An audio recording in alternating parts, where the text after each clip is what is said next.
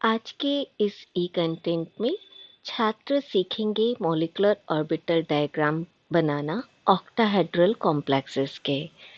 यह ई कंटेंट स्नातकोत्तर रसायन शास्त्र पेपर 1 अकार्बनिक रसायन इनऑर्गेनिक केमिस्ट्री की यूनिट 4 पर आधारित है और बहुत ही आसानी से इसके थ्रू आप लॉन्ग आंसर और शॉर्ट आंसर क्वेश्चन बहुत आसानी से सॉल्व कर सकते हैं।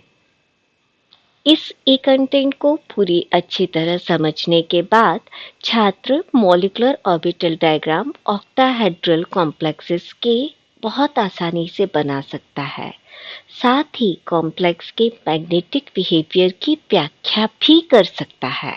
हाई स्पिन और लो स्पिन कॉम्प्लेक्सेस क्या होते हैं इसके बारे में जान सकता है और उसको एक्सप्लेन भी कर पाएगा।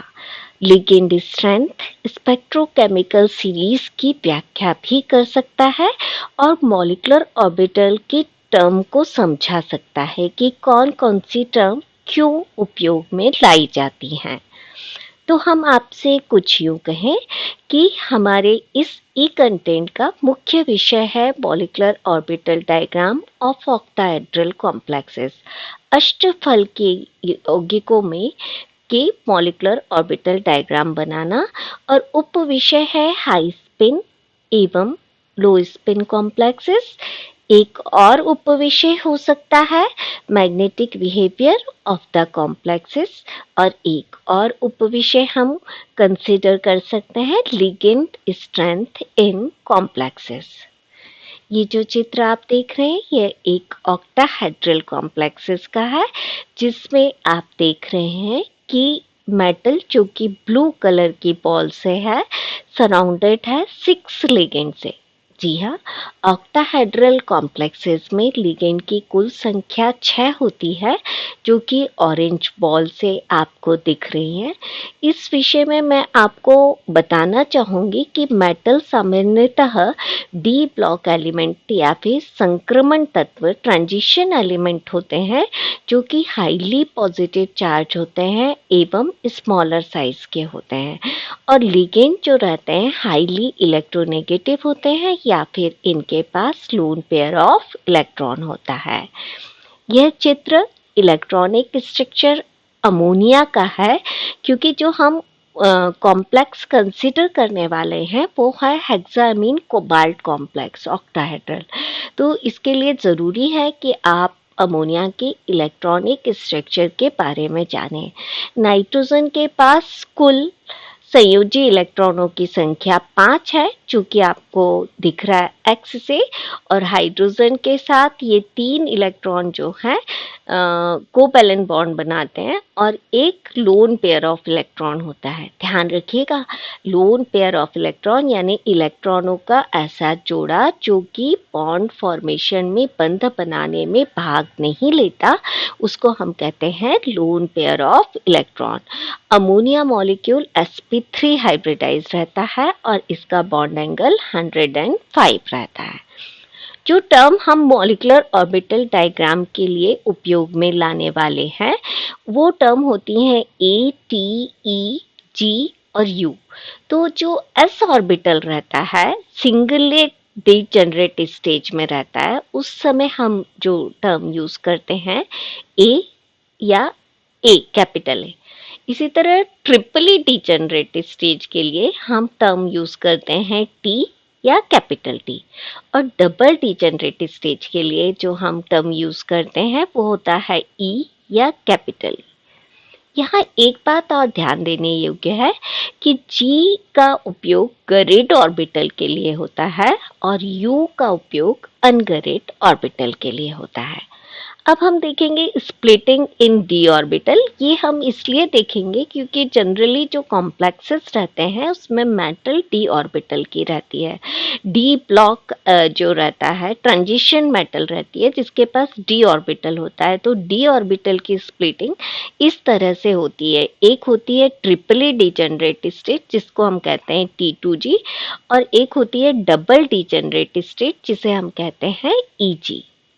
इसी तरह एफ ब्लॉक ऑर्बिटल की स्प्लिटिंग, F के 7 सब ऑर्बिटल होते हैं जो कि 7 लाइनों से शो किए गए हैं। अब आप देखेंगे इस तरफ 3+3+1 यानी T1G, T2G और A1G, triply degenerated state T1G, triply degenerated state T2G और एक सिंगलेटेड स्टेट A1G। अब हम जो कॉम्प्लेक्स ऑक्टाहेड्रल का एग्जाम्पल लेने वाले हैं वो है हेक्सामीन कोबाल्ट। तो इसमें अगर हम देखें तो कोबाल्ट CO3 पॉजिटिव स्टेज में आता है और इस समय इसका इलेक्ट्रॉनिक कॉन्फ़िगरेशन हो जाएगा ऑर्गेन 18 D6 4s0 4p0। और जैसा कि आप देख रहे हैं लिगेंड की कुल संख्या 6 है और ये 6 लिगेंड अमोनिया के फॉर्म में है और अमोनिया के पास एक एक लोन पेयर ऑफ इलेक्ट्रॉन है। मॉलिक्यूलर ऑर्बिटल डायग्राम बनाते समय हमको एक और चीज के बारे में जानकारी होना चाहिए कि मॉलिक्यूलर ऑर्बिटल 3 तरह के होते हैं। एक होता है बॉन्डिंग मॉलिक्यूलर ऑर्बिटल जिसे हम कहते हैं BMO जिनकी एनर्जी कम होती है। दूसरा होता है एंटी बॉन्डिंग मॉलिक्यूलर ऑर्बिटल जिन्हें हम कहते हैं ABMO जिनकी एनर्जी ज्यादा होती है।